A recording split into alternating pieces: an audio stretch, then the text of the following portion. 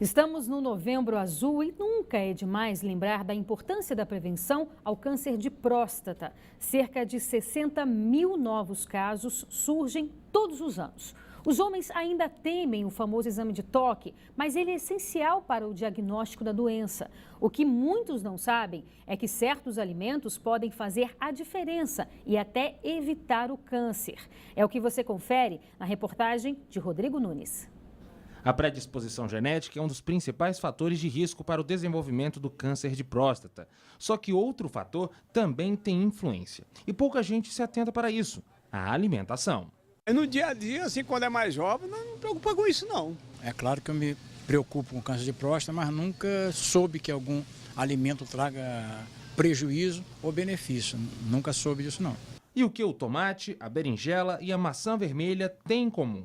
Todos são ricos em licopeno, um dos principais antioxidantes que previne o câncer de próstata. É um pigmento que confere aquela cor laranja, vermelha para os alimentos e que tem associação direta com o combate desse tipo de câncer, do câncer de próstata. Então, por exemplo, a cenoura é uma ótima alternativa para poder fazer parte desse prato. A principal dica hoje é você diversificar a sua dieta e preferir o alimento in natura, evitar o alimento processado, ultraprocessado sobretudo, porque são alimentos que vão vir no seu conjunto do consumo com uma série de componentes que são prejudiciais para a saúde, inclusive que podem ser promotores do câncer. E para ampliar os debates sobre a prevenção do câncer de próstata, esse mês é marcado pela campanha Novembro Azul, que busca conscientizar a população sobre a saúde do homem. De acordo com o Instituto Nacional de Câncer, no Brasil, esse é o segundo tipo mais comum entre os homens. E a falta de interesse em manter uma rotina de exames pode agravar ainda mais essa situação.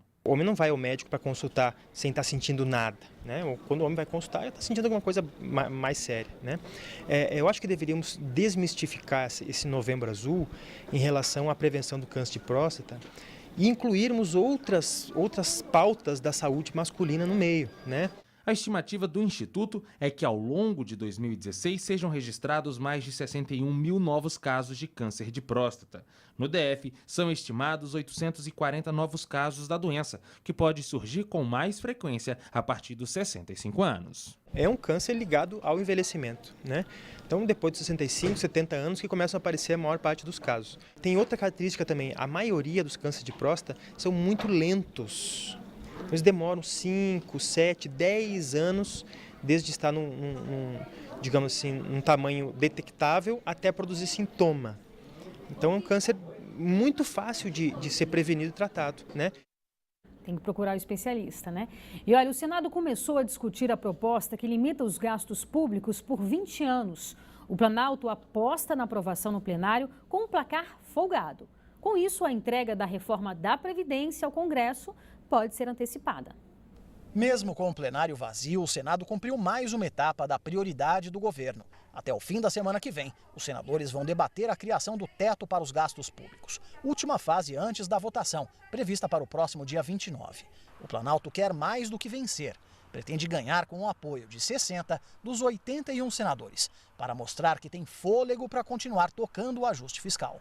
A situação econômica e financeira do país e das contas públicas, ela é tão grave que se nós não tivermos uma medida a médio prazo de diminuir os gastos públicos, nós não saímos desse buraco. A situação nos estados e principalmente no Rio de Janeiro acendeu o sinal amarelo aqui no Planalto. Se antes era consenso que os servidores públicos iriam contribuir com a reforma da Previdência, agora a avaliação é de que boa parte das mudanças vai recair sobre a categoria. Apesar da pressão e do lobby do funcionalismo, os governistas rebatem. Os números não mentem. 1 milhão de brasileiros fazem um déficit 2,3 vezes maior, não é, do que o déficit feito por 30 milhões de brasileiros do INSS que não têm aposentadoria especial e que, de alguma forma, realmente contribuíram para receber os benefícios que recebem. A ideia de aumentar a contribuição previdenciária, impedir o acúmulo de aposentadorias e reduzir pensões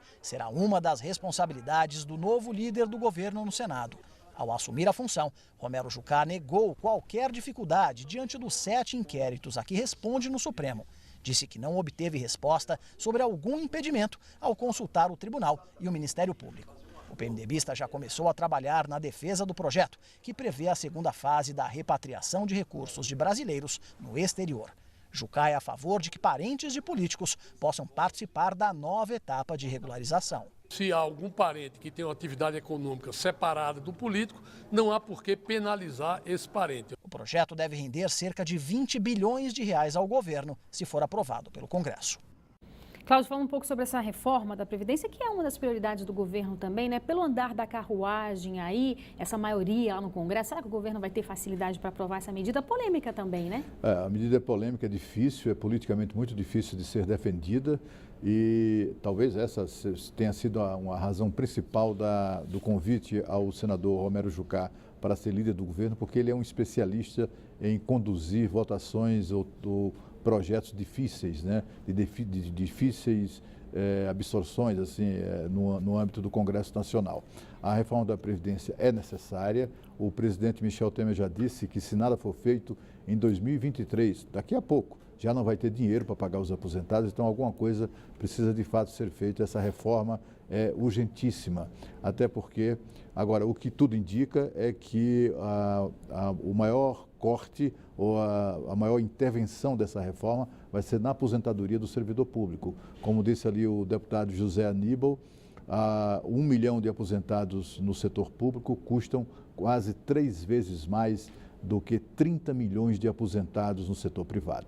E isso é insustentável e deverá mudar. Mas muitos desse custo e dessas aposentadorias são aposentadorias especiais, milionárias, como, por exemplo, de deputados e senadores, que exercem lá um mandato ou 2 e ganham aposentadoria e ainda mais um plano de saúde maravilhoso do Senado Federal, por exemplo, pelo resto de suas vidas, eles e suas famílias.